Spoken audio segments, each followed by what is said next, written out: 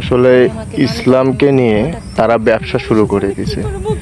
আসলে এসব যদি আমরা না থামাই তাহলে এরকম চলতেই থাকবে।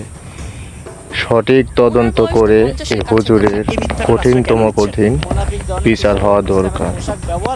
আপনারা কি মনে করেন অবশ্যই কমেন্টে বলবেন।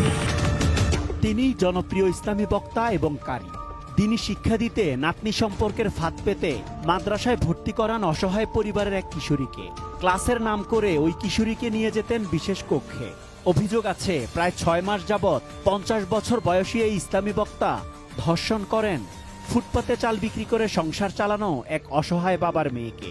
উনি ওনার ছেলে 2.5 বছরের ছেলে আছে ওমর, তার কথা বলে আমাকে নিয়ে গেছিল বাসায়। আমি তারপরে যাই দেখি কেউ নাই বাসায়, আমায় জোর জবরদস্তি করে আমাকে এরকম করে রাখছে।